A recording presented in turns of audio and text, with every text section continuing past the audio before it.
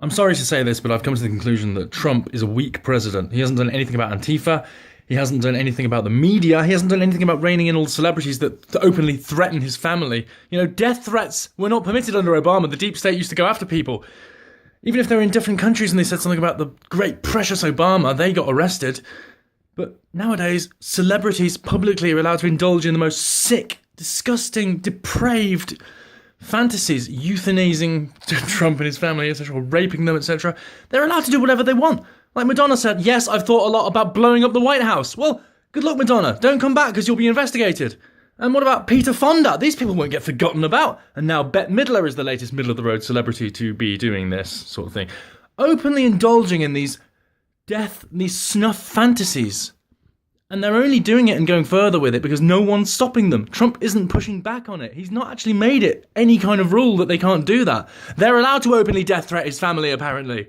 Like the media is openly allowed to just lie and fabricate narratives and defame people and crush its competition while saying, yeah, we need a free press.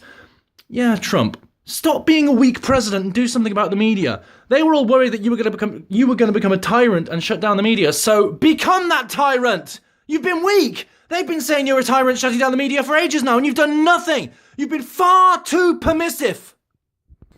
Hollywood doesn't deserve to continue.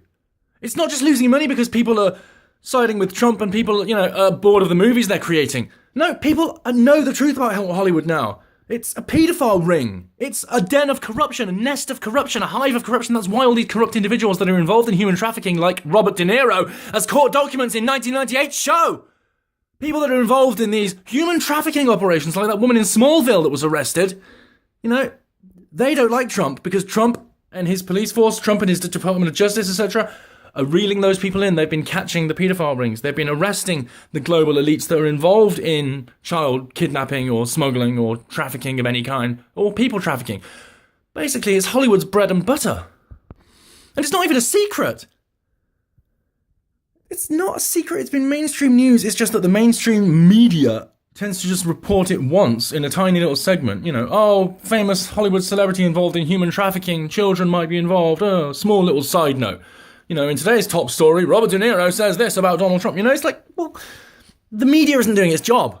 And we know that. Anyway, we know it's a propaganda machine, but the media, even the media that pretends to be about celebrities and reporting things, isn't doing its job because it doesn't report things. For example, if things get retracted, if the media lies, they will report the lie ubiquitously across the world. Everyone will know the lie and assume it's the truth. And then, when it's found out to be a lie, when they get sued in court, when they have to issue retractions, those retractions are tiny little footnotes in the paper that no one sees. So they get away with the lie because they haven't retracted it publicly enough. And right now we've got all the celebrities, all these influential people influencing millions of other people because they can't think for themselves, so they just latch onto what the celebrities that they love in their films that they like do. And that means they can't think for themselves, that means they're incapable of critical analysis, that means they're just basically lapdogs of the global elite, useless idiots following these useless celebrity idiots which we now need to get rid of. And we need to stop people like Madonna, stop people like Peter Fonda, and stop people like Bette Midler from being in America. It's time to get tough on death threats and doxing. That's what the media does. That's the whole purpose in the media. It's been set up so everyone can dox each other. It's been set up so Antifa can have dominance because Soros funds it all, and Soros funds those groups as well. And you can't say anything about Soros because then you get called anti-Semitic by the mainstream media, which is largely Zio-owned, and that is absolutely true. So you can't say anything about Israel, you can't say anything about Saudi Arabia because that would be Islamophobic, you can't say anything about Israel because that would be anti-Semitic, you can't say anything about this, but you can say that you want to rape Trump's children and kill Trump and torture Melania. Yep, that's absolutely fine. In this hypocritical world of double standards where the left are completely flying off the handle, and the right, for just saying one word, gets censored straight away, disproportionately bullied. We're being bullied! It's not just a glitch in Twitter's algorithm or whatever. It's not just social media doing this because it's a coincidence that everyone happens to be a conservative account. No, we're being bullied, we're being shut down, we're being silenced. Just like we were in the war, when those National Socialist Nazis came along with their socialism and started doing that left-wing globalism thing, overwriting national sovereignty, which is what Hitler did and the Nazis. Why do you think they invaded Poland? Invading another country, trying to take it down, is not nationalism. It's globalism.